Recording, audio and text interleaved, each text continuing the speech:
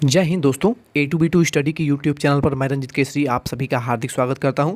दोस्तों आज की वीडियो में हम आपको डी फार्मा इंटेंस एग्ज़ाम 2024 का बिल्कुल सही और सटीक एक्सपेक्टेड कट ऑफ बताने वाले हैं।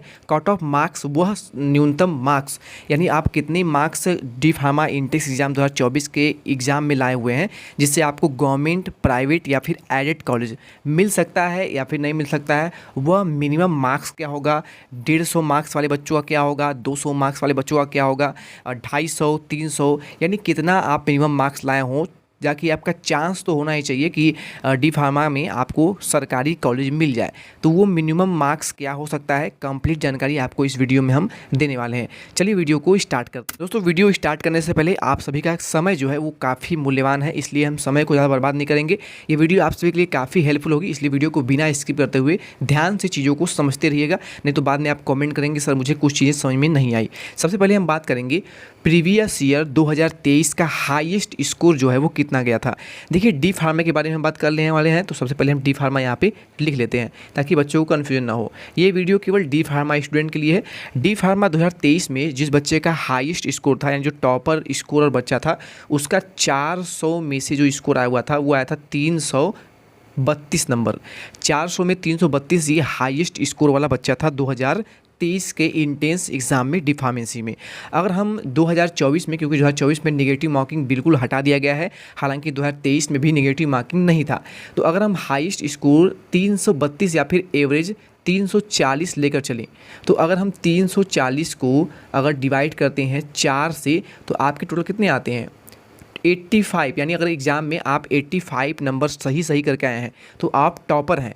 यानी जो बच्चा एग्ज़ाम में 85 क्वेश्चन या फिर हम यहाँ पे एवरेज ये मान सकते हैं कि नंबर 1 पे वो बच्चे आते हैं जिनका कि कॉलेज बिल्कुल फिक्स होगा, उनका गवर्नमेंट कॉलेज बिल्कुल फिक्स होगा। उन बच्चों का स्कोर जो है वो जिनका 80 से लेकर के 85 के बीच में जिनका स्कोर होने वाला है वो बिल्कुल श्योर हो गए चलिए कि आपका गवर्नमेंट कॉलेज फिक्स है। इसके अलावा हम वीडियो में आपको ये भी बताने वाले हैं कि फर्स्ट राउंड में अगर आपको कॉलेज नहीं मिला तो सेकेंड राउंड का कट ऑफ क्या होने वाला है। सेकेंड राउंड में अगर कॉलेज अलॉट नहीं हुआ, सीटें बची हुई हैं, तो थर्ड राउंड का जो एक्सपेक्टेड कट ऑफ है वो क्या होने वाला है, जिससे हमारे कम मार्क्स वाले बच्चे भी गवर्नमेंट कॉलेज पा सकते हैं। देखिए इसके बाद हम बात करेंगे नंबर 2 पे। नंबर 2 पे हमारी वो बच्चे आते हैं जो कि जिनका जो स्कोर होगा वो 75 to 80 इतने क्वेश्चन वो एग्ज़ाम में बिल्कुल सही करके आए होंगे, उनका मार्क्स इतना होगा। देखिए इंटेंस एग्ज़ाम डी फार्मेसी का जो होता है वो काफ़ी टफ एग्ज़ाम होता है, क्वेश्चन काफ़ी अच्छे लेवल के होते हैं।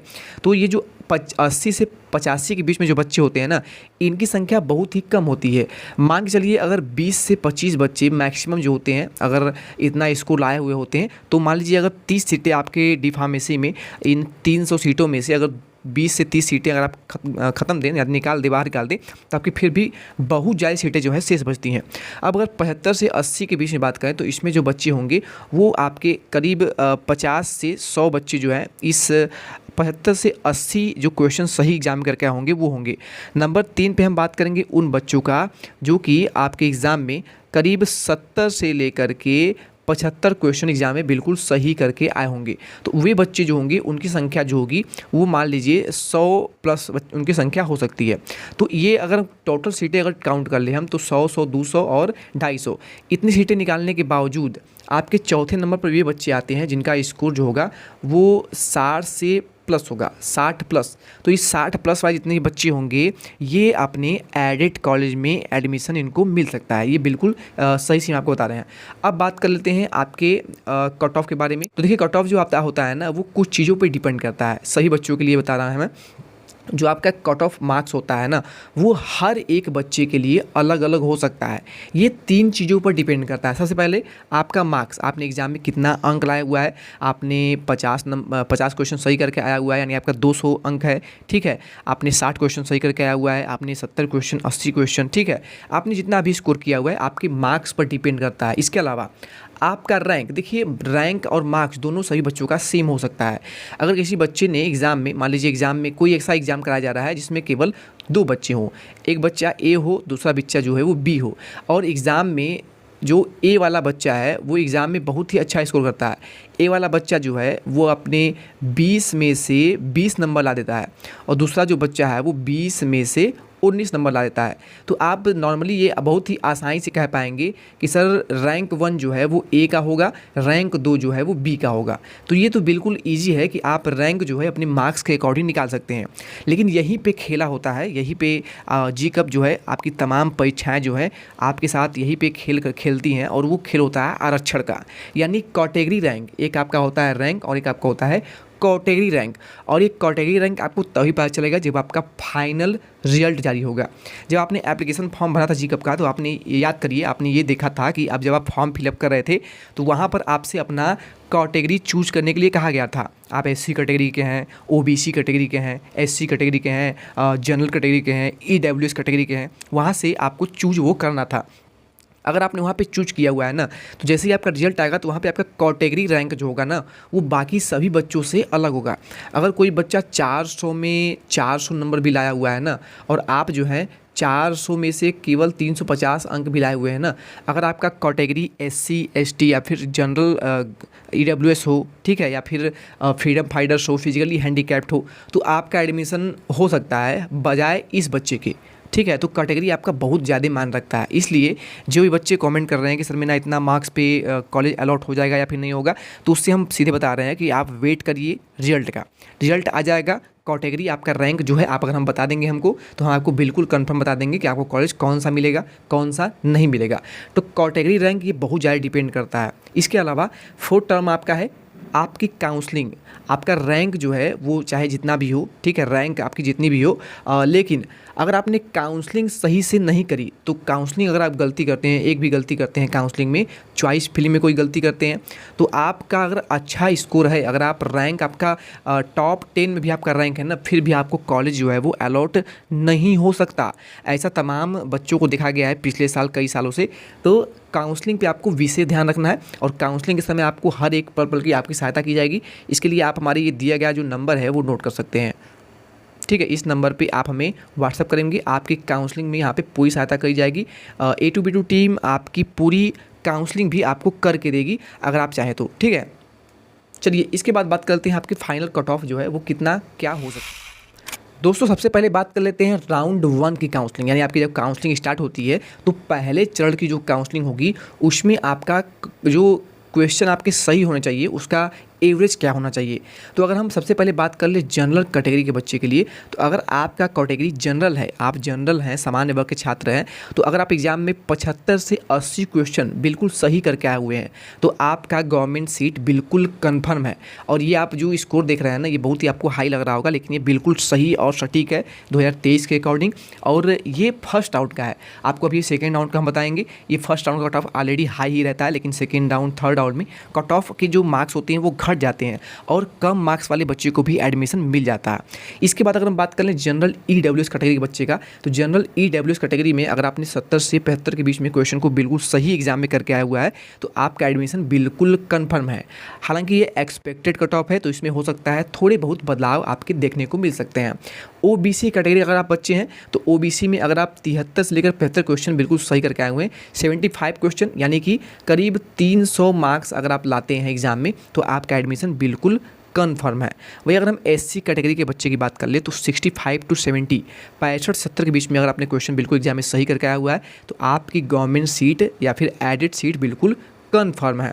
और इसके अलावा अगर हम बात कर ले फिजिकली हैंडीकैप्ड बच्चे होते हैं, फ्रीडम फाइटर्स बच्चे होते हैं, तो उनका जो कट ऑफ होता है वो 60+ अगर क्वेश्चन एग्जाम में करके आए हैं, 60+ यानी आप अगर 240 अंक लगभग एग्जाम में करके आए हुए हैं, बिल्कुल सही आपका इतना मार्क्स आ रहा है, तो आपका गवर्नमेंट सीट बिल्कुल कन्फर्म है।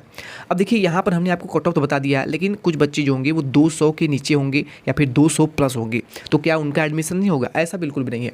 देखिए हमने बताया अगर 75 क्वेश्चन ओबीसी वर्ग का बच्चा लाता है तो इसका एडमिशन बिल्कुल कन्फर्म होगा। लेकिन अगर वो 70 क्वेश्चन भी सही करके आया हुआ है, अगर वो 65 क्वेश्चन भी सही करके एग्जाम में आया हुआ है, और वो ओबीसी के साथ साथ अगर वो गर्ल्स है, ठीक है, अगर वो गर्ल्स में आती हैं, लड़कियां आती हैं, तो ओबीसी में जो लड़के होते हैं उनको छोड़कर लड़कियों को एडमिशन दे दिया जाता है। क्यों?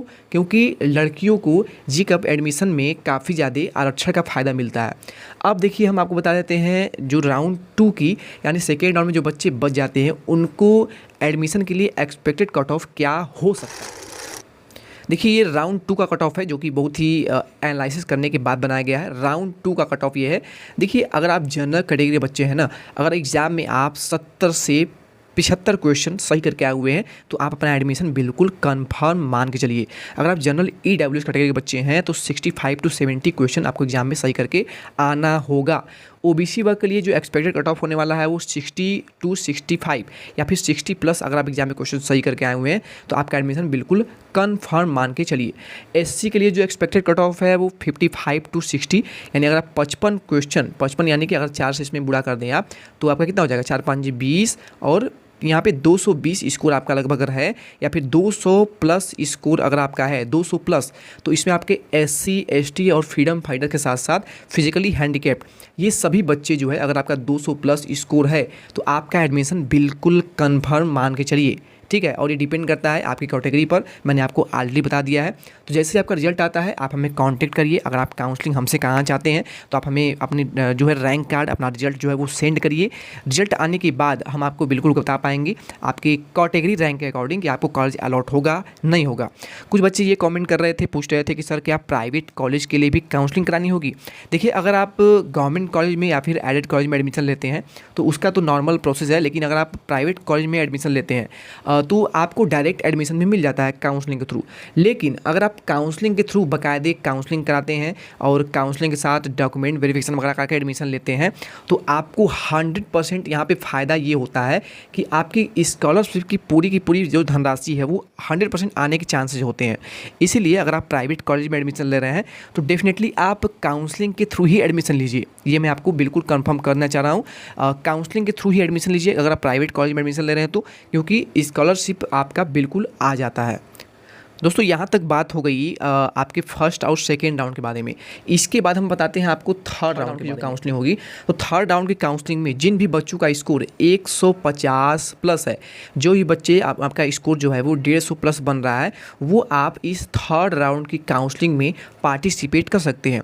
अगर थर्ड राउंड की काउंसलिंग में सीटें बच जाती हैं, क्योंकि बहुत से बच्चे ऐसे होते हैं जो कि एडमिशन के बाद सीट विड्रॉल ऑप्शन का चूज करके सीट को छोड़ देते हैं, अपनी एडमिशन प्रक्रिया को कैंसिल कर देते हैं, तो वो जो सीटें बचती हैं, जो बच्चे चालाक होते हैं, जो काउंसलिंग में ध्यान से बने रहते हैं, उनको वो सीटें आसानी से मिल जाती हैं। तो थर्ड राउंड की काउंसलिंग में आपको बिल्कुल ध्यान रखना है। अगर आपका स्कोर कम है, 150 से 200 के बीच में आपका स्कोर अगर है तो आपका एडमिशन बिल्कुल कन्फर्म मांगे चलिए। जिन बच्चों का स्कोर 100 है या फिर 100 से नीचे है और सीटें बचती हैं तभी आपको कॉलेज मिल सकता है, लेकिन जो 100 के नीचे बच्चे हैं वो बिल्कुल ना ही मान कर चलिए, क्योंकि 100 के नीचे आपको डी फार्मेसी में या फिर 100 से 150 तक के जो स्कोर के बच्चे हैं उनको डी फार्मेसी में कॉलेज मिलने के चांसेस बिल्कुल न के बराबर हैं। ठीक है, गवर्नमेंट और एडेड तो बिल्कुल न ही मान के चलिए। बाई केस अगर कोई सीटें बच जाती हैं, काउंसलिंग में अगर आप लगातार बने रहते हैं तो शायद आपको कॉलेज मिल जाए, लेकिन अभी तक अभी हुआ नहीं है। लेकिन सीटें जो हैं कभी कभी बच जाती हैं, बच्चों को 1-2 कॉलेज जो है जो सीटें बच जाती हैं तो बच्चों को कॉलेज अलॉट हो जाता है, लेकिन सीटें की संख्या काफ़ी कम है, इसलिए चांसेस आप बिल्कुल न मान के चलिए। लेकिन मैं आपको फाइनली लास्ट में बता दूं, जिन बच्चों का स्कोर 200 प्लस है, जिन बच्चों का स्कोर 200 प्लस है, वो बिल्कुल काउंसलिंग में बने हैं और उनको गवर्नमेंट या फिर एडेड कॉलेज थर्ड राउंड तक मिल सकता है। ठीक है, तो उम्मीद है आपको ये कट ऑफ जो मैंने बताया है वो अच्छे से समझ में आ गया होगा। कोई भी डाउट हो, कोई भी समस्या हो तो आप हमें व्हाट्सअप कर सकते हैं, मैंने आपको मोबाइल नंबर दे दिया है, और कोई भी इंक्वायरी हो तो आप हमें कमेंट भी कर सकते हैं। Thank you.